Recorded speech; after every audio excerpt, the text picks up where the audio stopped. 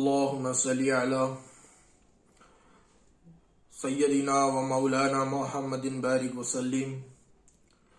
صلاة وسلاما عليك يا رسول الله صلی اللہ تعالی علیہ وسلم۔ ہم اور آپ جانتے ہیں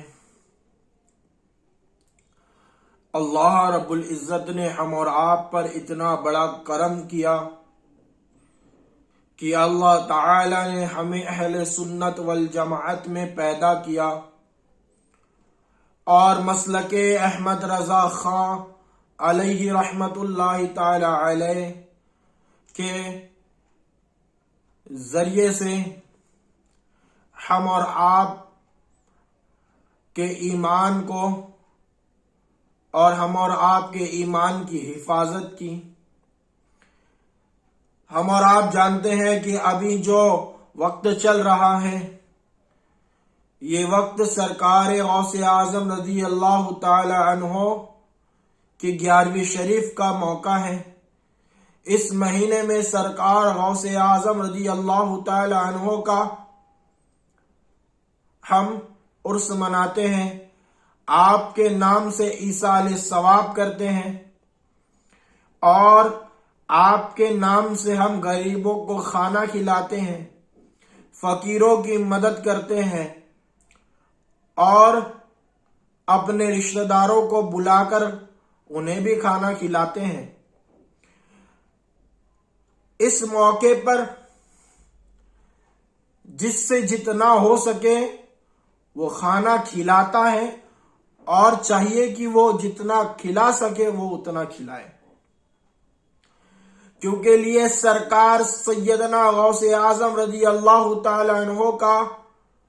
یہ فیضان ہے، یہ کرم ہے ہم پر کہ ہم ان کے نام سے کھلا رہے ہیں اور کھلانے والا خوشی سے کھلا رہا ہے اور جلنے والے جل جل کر کھا رہے ہیں۔ یہ جل کر کھا رہے ہیں، جلتے بھی ہیں اور کھانے کے بعد میں برا بھی بولتے ہیں پر بھی کھاتے ہیں۔ ہم نے اپنی آنکھوں سے دیکھا کھانے والوں کو، بعد میں اعتراضات کرتے ہیں پھر بھی کھاتے ہیں۔ سیدنا غوث اعظم رضی اللہ تعالی عنہ کے بارے میں مجھے کچھ کلام کرنا ہے،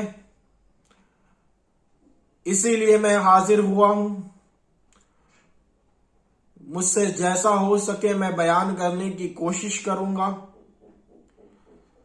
سیدنا سرکار غوث اعظم رضی اللہ تعالی عنہ ایک ولی نہیں بلکہ ولی تو ہے مگر ولیوں کے بھی سردار ہیں۔ صرف ولی نہیں بلکہ ایک عالم دین کا نام غوث اعظم ہے، ایک حافظ قرآن کا نام غوث اعظم ہے، ایک قاری قرآن کا نام غوث اعظم ہے اور ایک مفتی اسلام کا نام غوث اعظم ہے۔ اس وقت کے مفتی اعظم کا نام غوث اعظم ہے۔ میرے بھائیوں، غوث اعظم کو علم بہت ہے، آپ کا علم ایسا ہے کہ آج آپ کے علم کو اگر بانٹا جاتا تو ہم اور آپ اسے لیتے لیتے تھک جاتے مگر وہ علم سیکھ نہیں پاتے۔ اللہ نے ایسا علم غوث اعظم رضی اللہ تعالی عنہ کو عطا کیا۔ سرکار سیدنا غوث اعظم رضی اللہ تعالی عنہ بڑی قیمتی شال اوڑھا کرتے تھے، چادر مبارک اوڑھا کرتے تھے۔ آپ کی چادر کے اوپر بہت سے ورق تھے اور ہیرے بھی لگے ہوتے تھے۔ تو ایک چور آپ کی اس چادر کو کافی دنوں سے دیکھ رہا تھا اور دماغ کے اندر یہ سوچ رہا تھا کہ اس چادر کو کیسے چراؤں، اس چادر کو کیسے میں چور کر اپنے پاس لاؤں، یہ سوچ رہا تھا۔ ایک دن سرکار سیدنا غوث اعظم رضی اللہ تعالی عنہ جنگل کی طرف جا رہے تھے، اکیلے تھے، جنگل کی طرف جا رہے تھے تو دیکھا چور نے کہ غوث اعظم رضی اللہ تعالی عنہ جنگل کی طرف جا رہے ہیں، تو وہ سوچ کر غوث اعظم رضی اللہ تعالی عنہ کے پیچھے بھاگنے لگا۔ بھاگتے بھاگتے سرکار سیدنا غوث اعظم رضی اللہ تعالی عنہ کے پاس پہنچا اور جھاڑیوں کے اندر سے ہاتھ ڈالا، اور ہاتھ ڈال کر غوث اعظم رضی اللہ تعالی عنہ نے جو چادر اوڑھی تھی اس کا دامن پکڑ لیا۔ اب سرکار سیدنا غوث اعظم رضی اللہ تعالی عنہ کا دامن جب پکڑا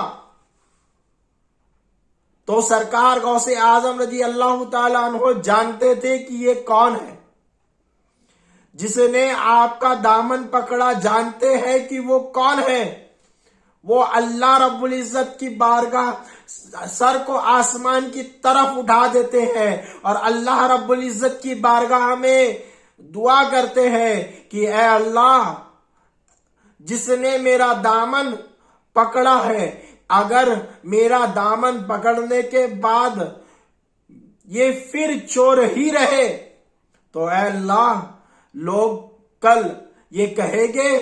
کہ اے عبد القادر جیلانی، تیرا دامن پکڑنے والا چور ہی رہا۔ تو اللہ رب العزت کا کرم ایسا ہوا کہ سرکار سیدنا غوث اعظم رضی اللہ تعالی عنہ کا جو چور نے دامن پکڑا تھا اور اللہ کی بارگاہ میں غوث اعظم نے جو دعا کی تھی تو اللہ نے ایسی قبول کی کہ اس چور کو بھی اللہ نے ولی بنا دیا۔ یہ سرکار سیدنا غوث اعظم رضی اللہ تعالی عنہ کا فیضان ہے۔ جو آپ کا دامن پکڑتا اللہ تعالیٰ اسے بھی ولی بنا دیتا تھا، جو آپ کی صحبت میں رہتا اللہ تعالیٰ اسے بھی ولی بنا دیتا۔ اللہ تعالیٰ غوث اعظم کی دعاؤں کو ایسے قبول کرتا تھا کہ آپ سیدنا غوث اعظم رضی اللہ تعالی عنہ جب دعا کے لیے ہاتھ اٹھاتے تو لاکھوں کافر مسلمان ہو جایا کرتے تھے، بے نمازی بن جایا کرتے تھے۔ ارے جس پر نظر سرکار غوث اعظم رضی اللہ تعالی عنہ ڈال دیتے تھے وہ وقت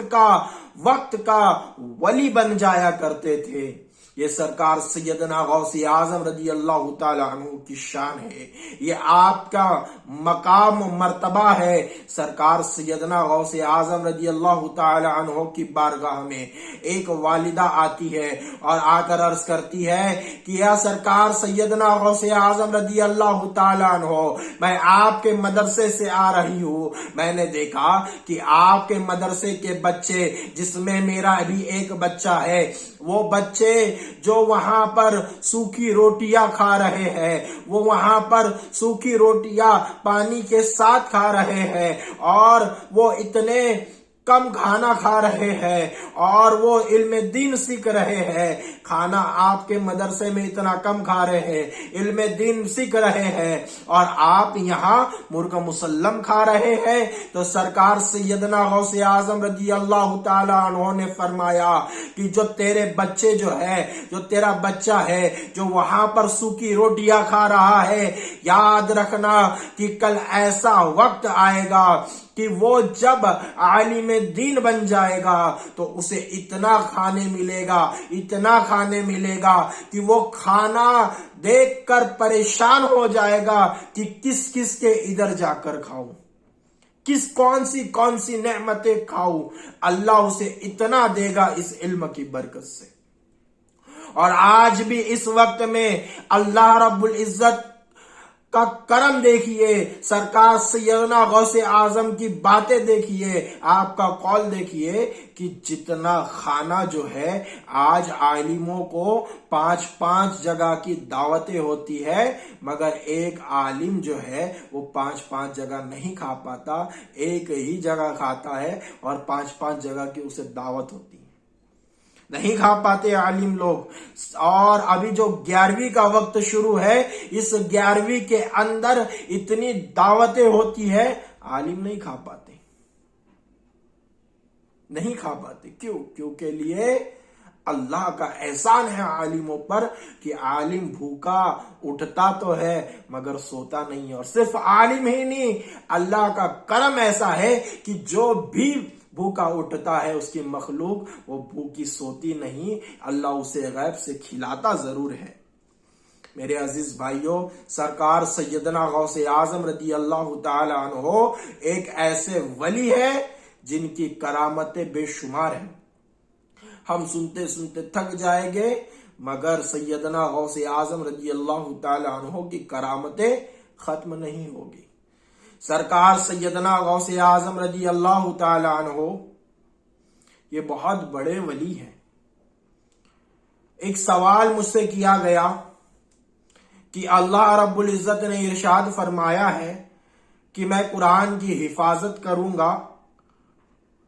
تو لوگوں نے کہا کہ ہم نے جو ہے قرآنوں کو پھاڑا، ہم نے جو ہے قرآن کو پھاڑا اور پھاڑ کر پھینک دیا، تمہارا خدا مدد کے لیے نہیں آیا۔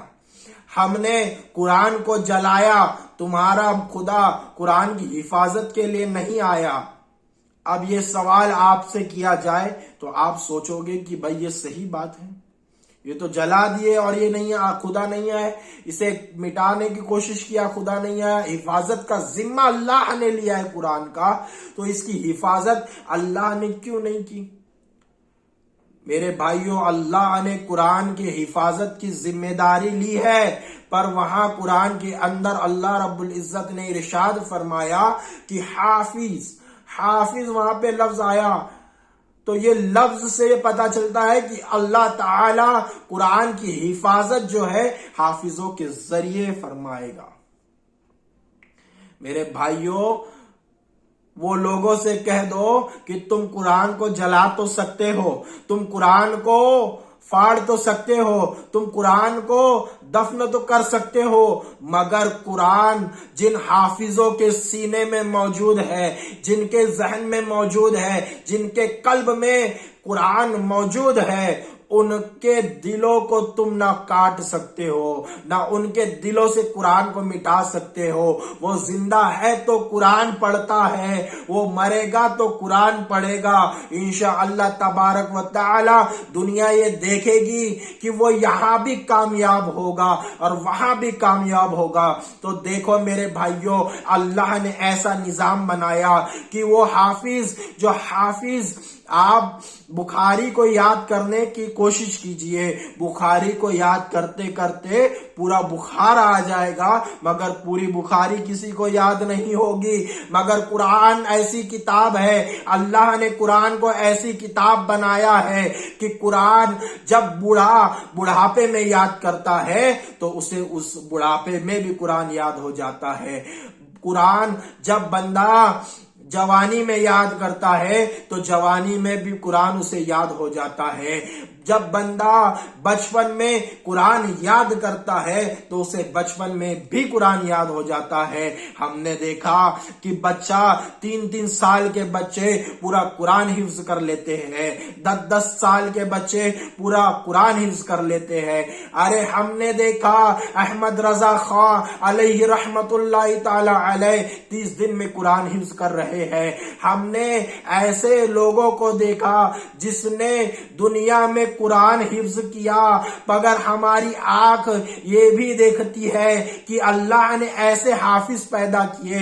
جو بڑھاپے میں حفظ کر رہے ہیں، وہ جوانی میں حفظ کر چکے ہیں، جو بچپن میں حفظ کر چکے ہیں، مگر اللہ نے دنیا میں ایسے بھی حافظ پیدا کیے جو کہ ماں کے پیٹ سے حافظ قرآن بن کر پیدا ہوئے۔ اور وہ کوئی ایسے ویسے نہیں حافظ، بلکہ اس حافظ کا نام شیخ عبد القادر جیلانی شہیل اللہ ہے، جو 1-2 پارے کے حافظ نہیں بلکہ روایتوں میں آیا ہے 17 پارے کے حافظ آپ کو بنایا گیا۔ آپ ماں پیٹ کے اندر 17 پارے کے حافظ بن کر پیدا ہوئے۔ یہ سرکار سیدنا غوث اعظم کی کرامت ہے، اور یہ آپ کی والدہ کا وہ شکم ہے جس میں آپ رہ کر اتنی تعلیمات حاصل کر رہے تھے